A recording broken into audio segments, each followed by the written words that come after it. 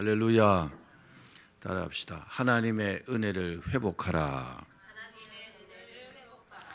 하나님을 믿는 성도들이 가장 많이 말하는 말 중에 은혜라는 말이 있습니다. 뭐라고 합니까? 은혜 받았다. 은혜 받아야 한다. 은혜가 떨어졌다. 은혜가 식었다. 은혜라는 말을 많이 합니다. 그렇습니다. 우리가 건강하게 사는 것은 하나님의 은혜입니다. 가정이 평안하고 자녀들이 잘 되는 것도 하나님의 은혜입니다. 또 직장이 잘 되고 사업이 번창하는 것도 은혜입니다. 질병에서 고침받는 것도 은혜입니다. 실제로 암에 걸린 사람들이요, 10명 중에 3명 정도가 5년 이상 생존을 한답니다. 그러면요, 한 7명 정도는 암에 걸리면 거의 5년 안에 죽는다는 말이잖아요. 그죠? 우리가 어떤 정말 몹쓸 질병에 걸렸을 때 병원에서도 치료하지만 하나님께서 고쳐주시는 겁니다. 그래서 나는 하나님의 은혜로 고침받았다, 이렇게 표현들 하잖아요. 죽음 직전에 구출받는 것도 하나님의 은혜입니다. 저는 어떤 생각나는 게요, 지금까지 살아오면서 죽음의 문턱까지 갔던 적이 여러 번 있습니다. 어릴 때는 연탄가스에 중독돼 가지고 그냥 밖에 저 바깥에 드러내놨대요. 그리고 김치국물 막 좀 먹이고 이랬더니만은 한 몇 시간 지나니까 부시시 일어나갖고 그렇게 살았던 적이 있습니다. 제가 지금보다 머리가 훨씬 더 좋았던 것 같은데 그때 머리가 좀 더 나빠진 것 같아요. 연탄가스 중독 때문에. 또 고등학교 다닐 때는요, 기차에 치여서 죽을 뻔했어요. 기차길 중간에 딱 섰는데 저기 기차가 그렇게 큰 소리로 빵빵거리면서 오는데 내 귀에는 안 들리는 거죠. 거기서 사람들이 많이 갈려 죽었대요. 귀신이 꽉 붙들고 있는 거죠. 그래도 하나님 은혜로 저는 그때 살았습니다. 또 제가 현대 자동차 다닐 때 오토바이 사고 나가지고 거의 죽었었죠. 근데 기적적으로 또 그렇게 살은 적이 있고, 또 철골에 깔려갖고 한 번 또 죽을 뻔했고, 이렇게 저렇게 보면 생각나는 게 그 정도인데, 한마디로 하나님의 은혜다, 이렇게밖에 고백할 수가 없습니다. 이 은혜라는 말은 히브리어로 헨이라고 합니다. 또 헬라어로는 카리스라고 합니다. 무슨 뜻이냐? 하나님의 선물이라는 뜻이 있습니다. 따라합시다. 하나님의 선물. 선물은 어떻게 줍니까? 야, 내가 이 선물 주면 너도 나한테 선물 줘. 그건 선물이 아니죠. 선물은요, 값없이 주는 겁니다. 아무런 대가를 바라지 않고 이렇게 내가 마음이 감동돼서 주는 것이 선물입니다. 자, 에베소서 2장 8절 말씀 읽읍시다. 시작. 너희가 그 은혜를 인하여 믿음으로 말미암아 구원을 얻었나니 이것이 너희에게서 난 것이 아니오 하나님의 선물이라. 우리가 구원받은 것이 하나님의 선물입니다. 다른 말은 뭡니까? 하나님의 은혜라는 말입니다. 이 은혜는 어떤 노력이나 대가에 의해서 얻어지는 것이 절대로 아닙니다. 뭡니까? 값없이 거저 선물로 주시는 하나님의 은혜입니다. 하나님의 선물입니다. 성령 받는 것도 믿음으로 받습니다. 저는 사람들이 성령 충만 받게 하기 위해서 참 많은 사람들 기도해 줬는데 끝까지 못 받는 사람도 있더라고요. 자기는 회개했다고 하는데 끝까지 회개가 안 되는 사람들이 있더라고요. 정말 그렇게 자기가 받고 싶은데 못 받는 사람이 있더라고요. 그래서 제가 내린 결론은 뭐냐? 하나님의 은혜다. 정말 그런 것 같습니다. 갈라디아서 3장 2절 읽어봅시다. 시작. 너희가 성령을 받는 것은 율법의 행위가 아니라 듣고 믿음으로 말미암은 것이다. 여러분, 내가 하나님을 믿고 싶다고 믿어지던가요? 아니요, 안 믿어집니다. 하나님께서 은혜를 베푸셔야 하나님이 믿어지는 것입니다. 또 예수님 믿는 것도요, 하나님의 은혜로 믿게 되는 겁니다. 내가 예수 그리스도를 믿잖아요. 내가 예수님을 믿어요. 어떻게 믿는다고요? 하나님의 은혜로 믿게 되는 것입니다. 은혜가 아니면 결코 믿어지지 않습니다. 은혜 아니면 사람의 노력으로는 아무리 내가 믿으려고 막 애를 써도 아니 안 믿어지는 걸 어떻게 해요? 안 믿어지는 걸. 그런데 하나님의 은혜를 받으면요, 안 믿고 싶어도 믿어지는 거죠. 여러분, 그것이 축복입니다. 한 중년의 사업가가 있었습니다. 이 사람은 굉장히 성실하고 정직했어요. 그리고 굉장히 부지런했지만 살다 보면 어려움이 오잖아요. 예상 못한 그런 경제적인 불안과 또 투자를 잘못해가지고 아주 큰 빚을 졌다고 합니다. 그래도 이 사람은요, 자기는 하나님을 믿는지라 뭘 했느냐, 불평하지 않고 하나님 앞에 무릎 꿇고 기도를 시작했습니다. 하나님, 제 힘으로는 아무것도 할 수 없습니다. 제 삶을 온전히 주님께 맡깁니다. 그러니 주님, 회복시켜 주시옵소서. 주님의 은혜를 빕니다. 그렇게 계속 기도를 했다고 합니다.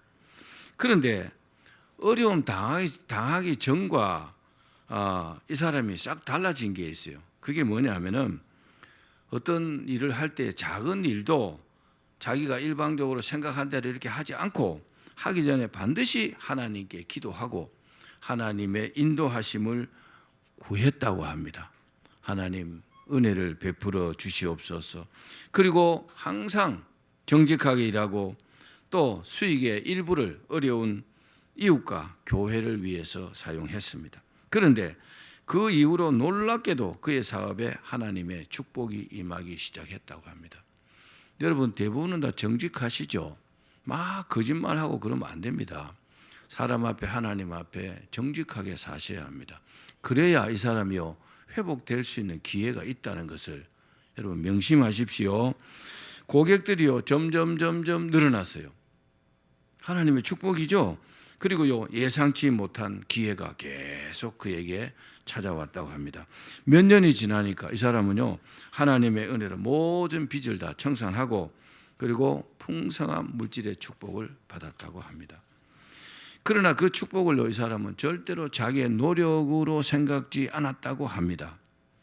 철저하게 나는 하나님의 은혜로 회복되었다. 그렇게 다른 사람에게도 말하고 그렇게요, 자기 스스로에게 말했다고 합니다. 그리고 항상 이 사람은요, 어려운 사람들을 도왔다고 합니다. 또 교회를 섬기고 전도하는데 물질을 사용했습니다. 하나님은 그를 통해서 많은 사람들에게 또 더한 은혜를 베푸셨습니다. 창세기 6장에 보면 노아는 거기 보면요, 은혜를 입었다 이렇게 되어 있어요. 노아가요, 하나님의 은혜를 입어서 구원받았다는 겁니다. 그 물에서. 또 누가복음 1장에도 보면 마리아도요, 은혜를 받았다 이렇게 써 있어요. 사도행전 6장 초대교회 최초의 순교자 스데반은 은혜가 충만했다 그렇게 기록되어 있습니다. 예수님은 누가복음 2장에 보면은 하나님의 은혜가 그 위에 있더라 그랬습니다.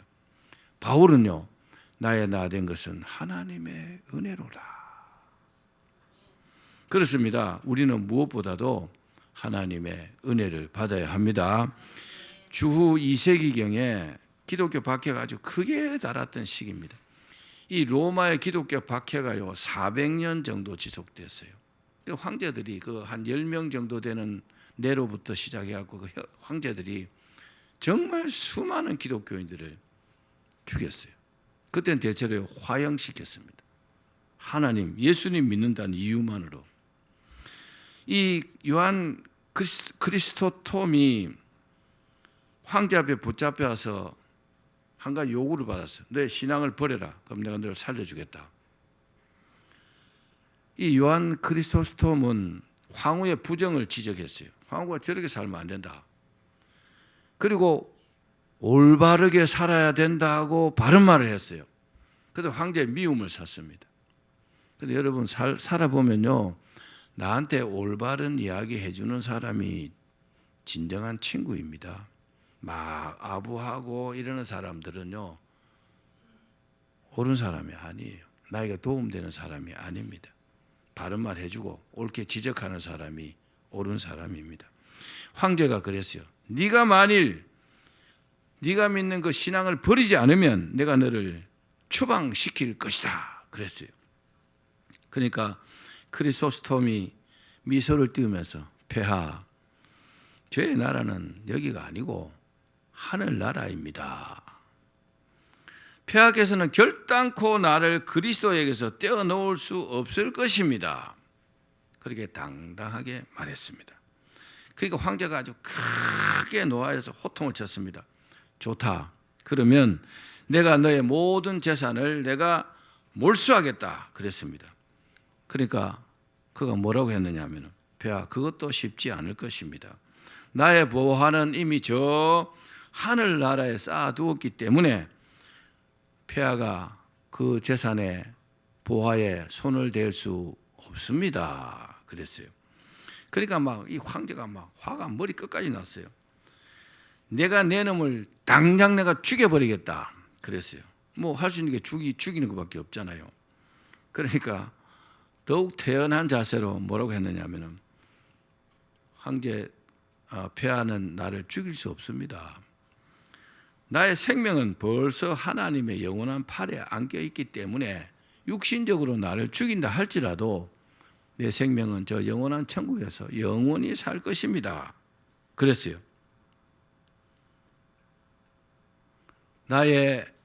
나의 모든 것은 언제나 하나님 나라에 연결되어 있습니다. 그러니까 황제가 이제 더 이상 할 말이 없잖아요. 체념하고 하는 말이, 여봐라, 저놈을 어떻게 하면 좋단 말인가 하고 하소연했다고 합니다. 여러분, 우리도요 정말 이런 믿음으로 살아가시기를 바랍니다. 이런 사람에게 은혜 베풀지 않으면 누구에게 은혜를 베풀겠습니까? 반면에 우리가 하나님의 은혜를 받지 못하면 어떻게 될까요? 여러분들이 하나님 은혜 가운데 살고 있습니까? 은혜를 받은 사람도 있고 받지 못한 사람도 있잖아요. 받지 못하면 어떻게 될까요? 히브리서 12장 15절 말씀 읽어봅시다. 시작. 너희는 돌아보아 하나님의 은혜에 이르지 못하는 자가 있는가 두려워하라. 하나님의 은혜에 이르지 못하면 두려워해야 된다는 거죠. 내가 하나님의 은혜를 받으면 평안하지만 받지 못하면요 무서워해야 된다는 겁니다. 이어서 하신 말씀이 뭐냐? 쓴 뿌리가 나서 괴롭게 하고 많은 사람이 이로 말미암아 더러움을 입을까 두려워하라. 하나님의 은혜를 받지 못하면 나도 잘못되고 내 주변 사람들도 잘못되기 때문에 두려워해야 된다는 겁니다. 은혜를 받지 못하면 안 됩니다. 반드시 여러분 큰 은혜를 받아야 합니다. 오늘 말씀에도 뭐라 했습니까? 은혜에서 떨어질까 조심하라. 따라합시다. 은혜에서 떨어지면 안 된다. 우리가 하나님의 은혜 가운데 살고 있습니다. 그런데 은혜 가운데 떨어져도 자기가 은혜에서 떨어졌는지 은혜를 받지 못하고 있는지 깨닫지 못하고, 그리고요 이것을 안타까워하지도 않고 두려워하지도 않는다면 아주 큰 일이라는 겁니다. 만약 내가 은혜에서 떨어졌든지 은혜가 식었다면 어떻게 될까요? 다시 회복해야 합니다. 은혜가 떨어지면 하나님을 멀리하고 세상과 아주 가까워집니다. 또 영의 눈이 어두워져서 신령한 영적인 세계를 보지 못합니다. 그래서 결국엔 실패하고 좌절하고 멸망하게 되는 것입니다. 그러면 은혜에서 떨어지면 구체적으로 어떻게 될까요? 첫 번째는 은혜에서 떨어지면 자동적으로 믿음이 떨어집니다. 내가 은혜가 없잖아요. 그러면 믿음이 뚝 떨어져 버립니다. 예수님께서 베드로에게 내가 너를 위하여 내 믿음이 떨어지지 않기를 기도했다고 말씀했어요. 떨어진다는 말은 헬라어로 엑세페사테라는 말인데, 이 말은 뭐냐? 순간적으로요 쫙 밑바닥까지 떨어진다는 말입니다. 은혜에서 떨어졌다? 그럼 바닥까지 갔다 이 말이에요. 아주 은혜가 충만하고 성령 충만한 사람도 은혜가 떨어지면요, 은혜가 없으면 그냥 순식간에 불신자 비슷하게 되어버립니다. 그래서 항상 입에는 불평불만을 달고 살고 하나님을 찬양하지 않습니다. 하나님을 믿지 않습니다. 하나님께서 잘되게 해주실 것을 믿지 않습니다. 왜 그럴까요? 은혜가 떨어져 버렸기 때문에 그렇습니다. 다윗은 은혜가 떨어지니까 어떻게 됐습니까? 원래 그 지붕에 올라갈 때 기도하기 위해서 올라갔어요. 근데 올라가긴 올라갔는데 올라가서 기도는 안 하고 보니까 뻘거벗은 여자가 보였잖아요. 그죠? 밧세바가 목욕하는 게 보였어요. 그래서 끔찍한 죄를 짓게 된 겁니다. 여러분, 은혜에서 떨어지면 안 됩니다. 떨어졌으면 다시 회복해야 합니다. 두 번째, 은혜에서 떨어지면요, 사랑이 식어집니다. 은혜가 떨어진 사람 보면요, 신기하게도 남을 사랑하지 않아요. 사랑의 말을 하지 않습니다. 다른 사람을 배려하고 격려하고 위로하고 이런 말 절대로 안 합니다. 왜 그럴까요? 사랑이 식었기 때문에 그런 겁니다. 그런데 이 은혜가 충만한 사람은요, 그렇지 않습니다. 항상 쌩글쌩글하고요, 어려워도 불평하지 않고 다른 사람을 배려하고 다른 사람을 칭찬하고 다른 사람을 도와가면서 그렇게 삽니다. 비행기 날아가죠. 비행기가 뭐로 날아갈까요? 항공유가 있습니다. 옥탄가가 엄청 높습니다. 휘발유보다. 그 항공유가 있기 때문에 비행기가 날아갑니다. 그런데 항공유가 떨어지면 어떻게 해요? 바로 땅으로 곤두박질 치죠. 은혜라는 것이 그것과 비슷합니다. 내게 은혜가 충만하면요, 정말 예수님처럼 사랑도 막 충만해집니다. 그런데 은혜가 떨어지면요, 사랑이 확 식어버립니다. 만사가 다 귀찮습니다. 그렇기 때문에 우리가 하나님 전에 열심히 나와서 기도하면서 은혜를 받아야 합니다. 사랑이 없는 사람은 뭐요? 은혜가 떨어진 사람입니다. 이렇게 보면 됩니다. 옆에 가면 찬바람 쌩쌩 나잖아요. 이 사람은 은혜가 떨어진 사람이에요. 은혜가 충만한 사람은 그렇게 하지 않습니다. 항상 다른 사람 배려합니다. 내가 이렇게 하면 이 사람 지장 갈 텐데 혹시 또 시험 들까 봐 걱정하고 이렇게 합니다. 세 번째는 은혜에서 떨어지면 뭐가 떨어지냐? 따라합시다. 영적인 능력이 떨어진다. 영적인 능력이 충만해야만이 실질적으로 하는 일도 잘 돼요. 그런데 영역이 뚝 떨어져 버리면 실제 하는 일이요, 엉망이 됩니다. 삼손이 그랬습니다. 삼손이 들릴라 때문에 머리가 깎였잖아요. 머리가 싹 깎인 다음에 들릴라가 소리 질렀습니다. 삼손아, 원수가 너를 잡으러 왔다. 그러니까 삼손이 평소처럼요, 머리가 깎인 줄도 모르고 딱 힘을 쓰려고 했는데 힘이 다 사라져 버렸어요. 우리가 너무나 잘 아는 사실이잖아요. 그죠? 뭐가 떨어졌어요? 영적인 능력이 떨어져 버린 겁니다. 목사나 성도들은 다 마찬가지예요. 기도하지 않고 영적인 능력이 떨어지면 실제로 하는 일이 잘 안 됩니다. 신기합니다. 여러분, 난로 아시죠? 제가 옛날에 시골에 국민학교 다닐 때는 그 겨울에 난로 피워요. 거의 도시락 쫙 이래서 안 놓거든요. 그 난로에 불을 피우면 난로가 막 벌겋게 달면 어때요? 거기다가 주전자 같은 걸로 물을 이렇게 부으면 물방울이 어떻게 돼요? 치치칙 하고 다 튕겨버리죠. 그런데 난로가 싹 식어버리면요, 거기다 물을 부으면 그대로 거기에 머무르고 고이게 됩니다. 은혜가 떨어지면 그런 것과 너무나 유사합니다. 우리가 은혜를 받고 믿음이 충만하면 불과 같은 시험이 다가와도 이까지 것 하고 쉽게 이거 다 물리치고 승리할 수 있습니다. 여러분, 그러기를 바랍니다. 그래서 우리는 반드시요, 다른 것보다 은혜를 회복해야 합니다. 오늘 말씀으로 여러분 은혜를 받으시고 잃어버린 은혜를 회복하시기를 바랍니다. 한 가지 예화만 말씀드리고 설교를 마치겠습니다. 하나님의 은혜로 실제로 큰 부자가 된 사람이 있습니다. 미국의 유명한 기부자이자 기업가였던 R.G. 르투르노라는 사람입니다. 이 사람의 이야기입니다. 이분은 1888년부터 1969년까지 살았습니다. 이 사람은 20세기의 가장 성공적인 어떤 기계 엔지니어이자 발명가 중 한 사람입니다. 이 사람은 대규모 토목 장비와 건설 기계를 개발한 그런 사업가였다고 합니다.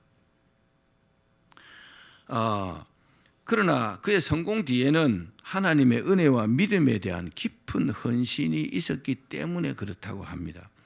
루트르노는 젊은 시절 여러 번 사업에 실패를 경험했지만 어떻게 살았냐?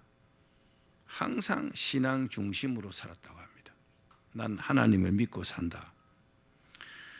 그의 사업에서 언제나 하나님을 파트너로 삼았고, 이 사람이요 정말 대단한 게 자기 수익의 90%를 하나님께 드렸다고 합니다. 대단하죠.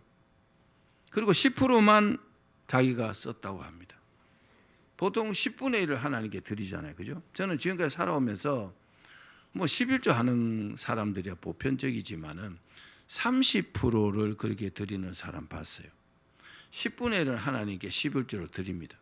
10분의 1은 부모님께 드립니다. 10분의 1은 그분도 교회 다니니까 목사님을 섬기고 어려운 이웃들을 돕고, 그렇게 30%를 쓰는 사람은 봤어요. 근데 이렇게 90%를 드리는 사람은 제가 한 번도 본 적이 없습니다. 제가 뭐 설교를 하기 위해서 자료를 보니까 이야 정말 대단하다, 그런 말밖에 안 나옵니다. 90%를 하나님께 드렸다는 겁니다. 그는 이런 생각을 가졌다고 합니다. 내가 하나님께 드리면 하나님께서 반드시 더 많이 채워주신다, 그런 믿음으로 드렸다고 합니다. 그런데 그의 사업은요 놀랍게 성장했고, 그는 그 현대적인 건설 장비의 선구자가 되었다고 합니다. 세계적인 사람이래 이분이요. 그는 300개가 넘는 특허를 보유하고 있었고, 그의 회사는요 세계적으로 아주 큰 성공을 거두었습니다. 그러나 루트르노는 부자가 된 이후에도 항상 겸손했어요. 보통 부자가요 교만하기가 엄청 쉽거든요. 근데 항상 겸손과 그리고 나눔을 이렇게 실천하고 수많은 선교 사역과 자선 활동에 기부했다고 합니다. 하늘에 보물을 많이 쌓았죠. 그가 남긴 유명한 말 중에 이런 말이 있습니다. 내가 가진 것은 모두 하나님께서 주신 것이다. 그러니 나는 하나님의 일을 위해서 그것을 다시 드릴 뿐이다. 와, 이 마인드가 그죠? 참 대단하죠. 여러분도 좀 본받기를 바랍니다. 얼마나 하나님 기뻐하시겠어요. 그죠? 루트르노의 삶은 하나님의 은혜와 신실한 믿음을 통해서 어떤 물질적 성공과 영적 풍요를 동시에 누릴 수 있는지를 증명한 것이라고 할 수 있습니다. 말씀을 맺습니다. 우리는 무엇보다도 하나님의 은혜를 받아야 합니다. 여러분, 무엇보다도 하나님의 은혜를 받기를 기도하고 그렇게 하나님의 은혜를 충만하게 받기를 바랍니다. 진심으로 살아계신 하나님을 믿어야 합니다. 그리고 감사하면서 순전히 하나님의 은혜로 살아야 합니다. 그러기 위해서는요, 늘 말씀을 묵상하고 규칙적으로 기도해야 합니다. 그리고 어렵더라도 살아계신 하나님께서 회복시켜 주실 것을 믿기를 바랍니다. 나는 하나님의 은혜로 반드시 회복된다고 기도하고 기대하고 믿으시기를 바랍니다. 그래서 하나님의 은혜를 받고 평안하시기를 주님의 이름으로 축원합니다.